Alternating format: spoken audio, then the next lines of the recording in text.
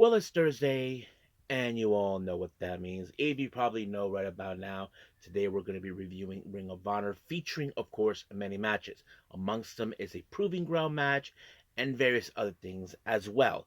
But of course, we're going to see some complaints and very other things that are to come in Ring of Honor. And then finally, we have TNA, featuring, of course, a number one contendership in a battle royale who will be facing, of course, Frankie Kazarian for the TNA World title. So we'll just have to wait and see. We even have, of course, the Angels Warriors in action as well to take on, of course, Mr. Stone and, of course, his Stooges. And then finally, we have the Steel Cage match featuring, of course, TNA fighting for their home against a team, as you know, they've been invading for the last couple of weeks. So we'll see how things are going to turn around on that one. And then finally, of course, as always, we'll wrap up our episode as usual with some news updates to give you guys updates on what's been happening in the world of wrestling, such as what events the promotions are throwing out, who's booked, what matches are set, including developments that are happening in the world of wrestling as we speak. So, let's get ready for another episode of Deleted Wrestle Zone.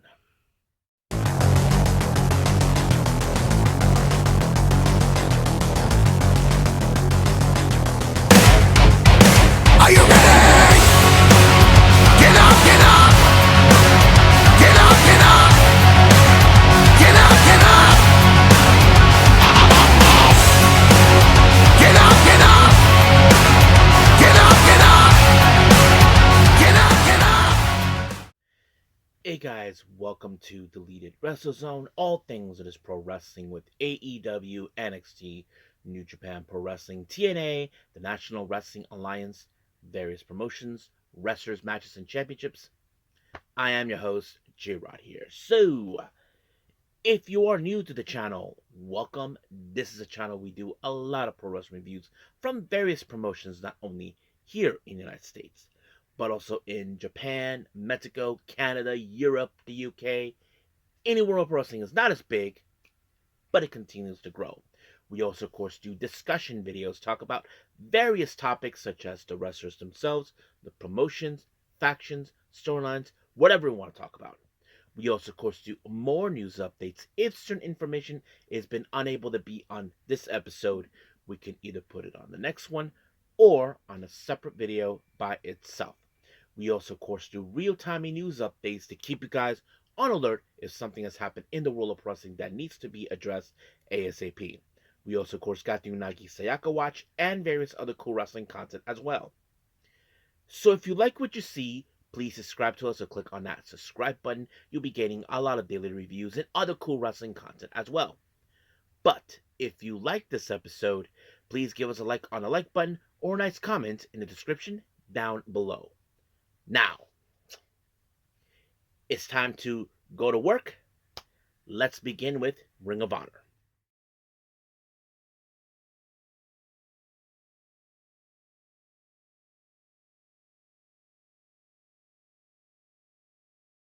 Okay, Ring of Honor, Global Wars UK. As you all know, AEW made a trip in the UK and they're in Manchester. So we're going to see talent coming from that neck of the woods. Now, our first match, we have Rocky Romero taking on Michael Oku. Now, many of you know who he is. You may have seen him in Rev Pro, former Undisputed Cruiserweight Champion, former Undisputed Tag Team Champion, and of course, former British Heavyweight Champion. So you probably can say he has done it all, and he is one of the most popular wrestlers to watch. But now he's facing against who is known as the King of Sneaky Style. But, well, let's just say King of Sneaky Style did not work in his favor because Michael Oku took him out completely with, of course, the half crab by bending his knee even further. And just like that, Rocky tapped out, leaving Michael Oku as the victor. Our next match, we have Evil Uno taking on Mark Davis. Yes, the same Mark Davis, formerly of the Aussie Open with Kyle Fletcher. So, of course, you know Mark Davis was going to try to bring in the hurt onto Evil Uno. Now, Uno did everything humanly possible to take him out, but unfortunately, Mark Davis took him out first with the lariat, and just like that, 1, 2, 3, it's done. Now, we did see an interview with Madison Rain. Now, many of you saw recently Madison Rain teamed up with Deonna Purrazzo to take on Billy Starks and, of course, Diamante. But however, she talks about her friendship her with Deonna Purrazzo and all that. But she did state it because of this match. She feels like she still has enough bullets in the chamber. Basically, she is looking forward to get back in the ring, but whatever time she still has left. And obviously, Deonna Purrazzo would be one of those people. But two of those bullets that she says she saved are for Diamante and Athena. So we'll see how that rolls up from there. Now, our next match, we have Nina Samuels taking on Alex Windsor. Yep. If you guys know this, these two ladies know too well because they were part of a faction known as the Cutthroat connection. Basically, they took out everybody, and Alex Windsor was kicked out due to the fact that she was unable to reclaim the Ref Pro Undisputed Women's Championship. But now she's facing her former teammate. But of course, since she has been well recognized now in ROH, she took out uh, Samuels with the Windsor lock, which is a sharpshooter or Scorpion Deathlock, however you want to proceed it. And she won by submission thanks to Nina Samuels tapping out. And just like that, it's done. Now, our next match, we have Lee Johnson versus Lio Rush. Now, of course, this was one of those matches where Lee Johnson is determined to be pissed knowing the fact that his buddy could not complete the task. And of course, Blake Christian was right there trying to help out Lee Johnson. But unfortunately, of course, Lee Johnson took him out. Well, because of the distraction, Lio Rush got distracted, and it was, of course, Lee Johnson that rolled him up, then used the ropes as leverage, and just like that, Lio Rush won by pinfall, and it was over. But however, during the post-match, well, Blake Christian decided to cry like a little girl, saying, "I should have been champion. None of this would have happened if this thing would have been one-on-one." Well, yeah, complain all you want, Blake Christian. Cry like a little girl, or as we always say, cry me a river. Yep. He cries like a little girl. He feels that he was cheated on, and he wants to get that another opportunity of the belt. But we just don't know when or where, or what will Bandito said. I'm sure he's gonna say, "I beat you once," that sort of thing. But however, Blake Christian ended up in the match against Angelico, someone who many of you know him pretty well. You know, he's been well recognized in Mexico with both high flying and submission tactics. But however, Blake Christian was able to walk away when he applied a move by Jay Lethal, the lethal injection. And just like that, 1, 2, 3, it's over.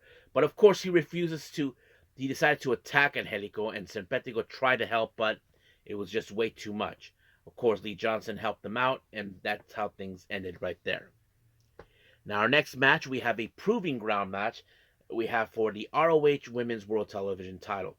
We have Session Moth Martina taking on, of course, straight out of your mama's kitchen, Red Velvet. Now, obviously, many people would presume that Red Velvet will definitely try to win, and Session Martina will not get an opportunity. Well, that's exactly what happened. But she picked up the win when she applied the straight up your mama's kitchen, and just like that, 1, 2, 3, it's over.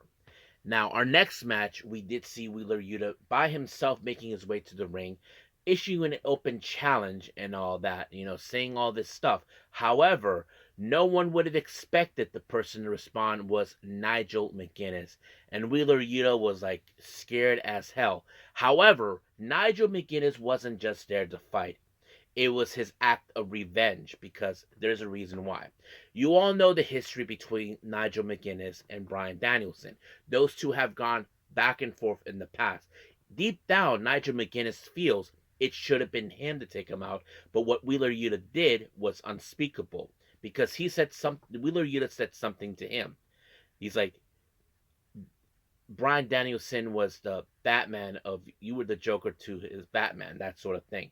And that's what he thought. So basically, that's what he thought he was doing Nigel McGuinness a favor. No, but this is not how Nigel McGuinness wanted to end his career, despite of their differences. But Nigel got his measure of revenge when he did everything humanly possible. He even applied the big time lariat on him and just knocked him out. 1, 2, 3. The homeboy picked up the win just like that. So Nigel got a measure of revenge for what happened for Bryan Danielson. But now, let's see what happens next time. So we are officially done with Ring of Honor. So let's move on with our last and final thing, news updates.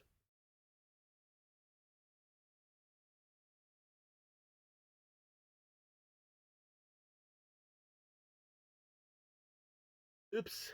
My bad. I mentioned TNA. So I was supposed to say TNA on when I just finished doing the review of Ring of Honor. So there we go. So anyway, we opened up with a number one contendership for the TNA World title. So as you know, we are looking for someone that would challenge Frankie Kazarian for the TNA World title at Genesis starting in 2026. And of course, the man himself decided to show up because he wants to see what loser will take the challenge. Now, of course, there are many people that could have been obvious choice. I mean, Moose was one. Um, who else? Probably Eric Young. But surprise, surprise, I did not expect it. And I think many of you did not expect it. If you saw it, the person that won the Battle Royale was none other than Bear Bronson. Now, I'm sure Frankie Kazarian's like, you're kidding me? I have to face a bear? So, yeah, so we'll see how that goes. Now we did see a little TNA pep rally going on. As you know, we have Santino Marella, Mike Santana, the Hardys, Steve Macklin, all ready to go to war against, of course, NXT for measure of payback for their invasion. So we'll see how that rolls up from there. Now, we did see an interview with Gia Miller talking to Bear Bronson, of course, congratulating him on his victory to become the number one contender for the TNA World title. But of course, Bear Bronson, this is his time to make his move. So he's not going to wait a little longer until Genesis. So we'll see how that plays out very well. Now, our next match is a women's tag team match. We have Mila Moore teaming up with Tessa Blanchard to take on the Angel Warriors, Saya Brookside, and our current TNA Knockouts World Champion, Lee Yingling. Now, remember, last week we did see Mr. Stone, that little scumbag, show up and tried to say that Tessa Blanchard deserves to have a title shot, but they have to get to face a team that are hard hitters and they don't back down from any fight. And that's exactly. And of course, you know that Weasel Mr. Stone was going to get involved one way or another, but I'm sure he's going to get his butt kicked. But in the end, it was in fact Lee who picked up the win with the Warriors way on Moore. And just like that, 1, 2, 3, it's over. Now, we did see a video promo with Danny Luna. Many of you know she is now going to be facing Lee Yingling for the TNA Knockouts World title. But of course, that's exactly what she's going to do. She sent a direct message to her that nothing's going to stop her now to obtain this one belt. So we'll see how that plays out as well.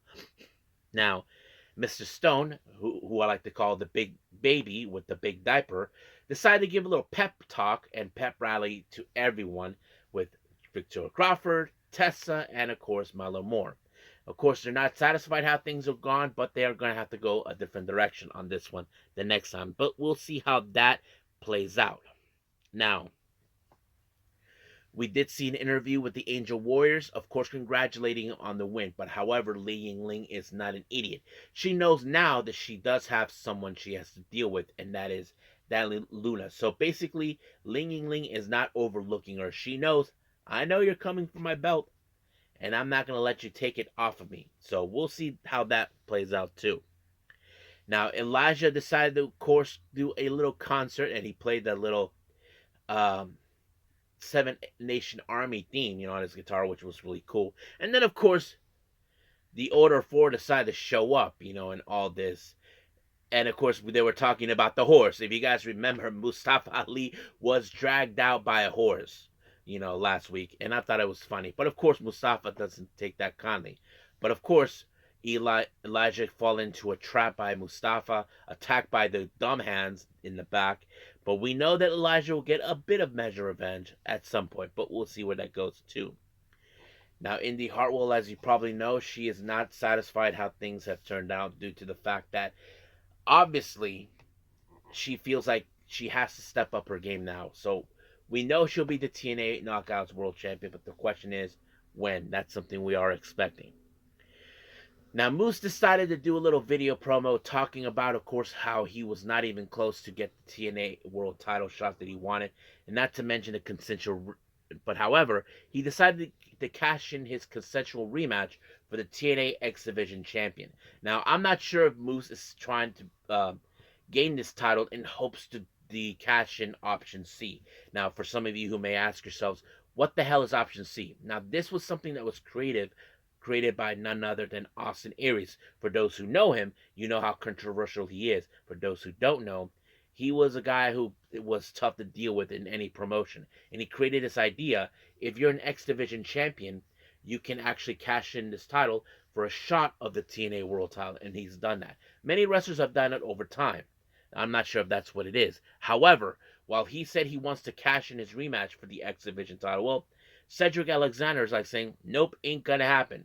So basically, Cedric Alexander is still aiming for the TNA X Division title. So we'll see how that rolls out.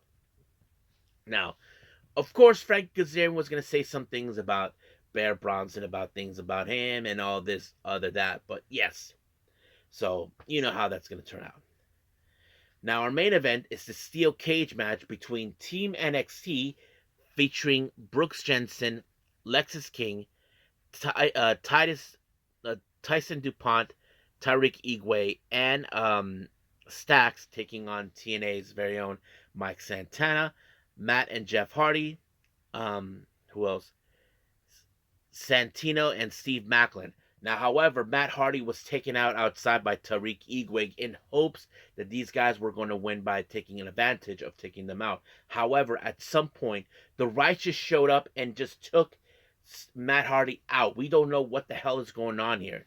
We don't know exactly what their plan is, but it doesn't look good. However, thank God that it was in fact what's his name, a combination of the Cobra and the spin the block by both Santino and Mike Santana onto Stax and onto Brooks Jensen, and just like that, 1, 2, 3, Team TNA won the day. However, we did see, of course, our Yana Grace showed up and tried to hug her dad for her victory, but what we did not expect, she turned on her own father, Santino Morella, and just leaving him there, and they tried to beat him up. Steve Macklin even went back climbing the ring to help him, and of course Santana's like, what the hell is your problem? He's your father. And of course, Ariana Grace went too far by saying that she hopes that his own daughter, Mike Santana's daughter, do the same thing to him, calling him a deadbeat father.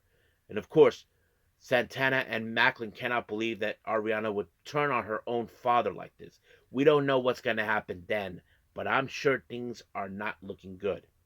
Now, before TNA went off the air, we did see a bit of a video something segment going on. It seems that the Righteous didn't just kidnap Matt Hardy. They tried to save him. We don't know exactly to what extent, but a part of me would think he just wants them to join the bandwagon of the Righteous. So we'll see how that plays out too well. So we'll see what happens next week. But as of right now, we are officially done with our reviews. Let's move on with our last and final thing, news updates.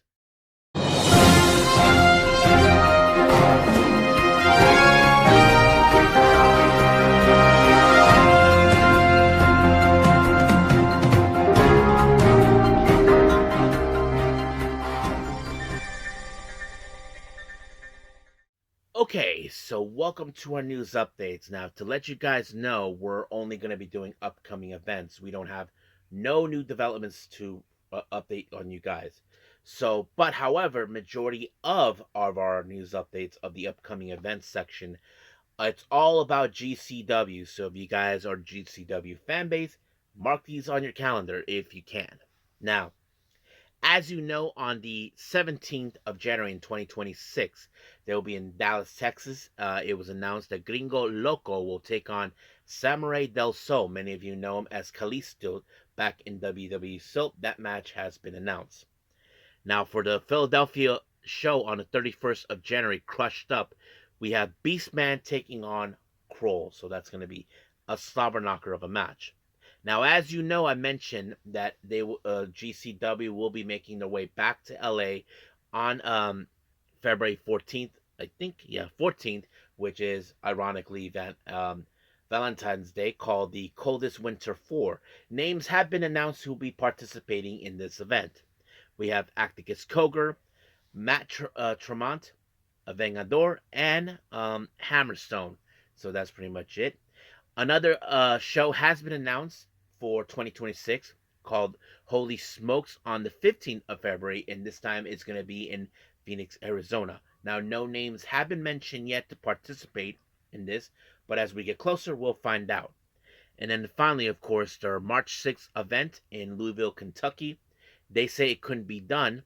Names have now been mentioned the participation of that event. We have Matt Tremont, Too Tough Tony, Shane Mercer, and Reed Bentley. So that's pretty much what we have for our news updates on this. If there's anything else, I'll hopefully put it on the next episode or by itself. We'll see how things roll up. But as of right now, let's call it a day. Well, I hope everybody enjoys this episode. Coming up, well, the only thing it was announced, New Japan has now begun the road to the Tokyo Dome. For those who don't know, we're only a few weeks away till January 4th, which is, of course, Wrestle Kingdom. And not to mention is the last time we will see the ace, Hiroshi Tanahashi. So, get ready for that. So, we don't know what the predictament's going to be. We do know there's some preliminary matches involving title matches, personal grudges, that sort of thing. But we will see how that plays out pretty well. But as of right now, we'll leave things as it is. If there's any time I'll do other reviews, I'll let you guys know. So, we'll see how things will turn in my favor. But if not, I apologize. But until then, I will see you guys in the next DWZ time, same DWZ channel. I must bid all of you adieu. So, goodbye, and have a nice day. Bang!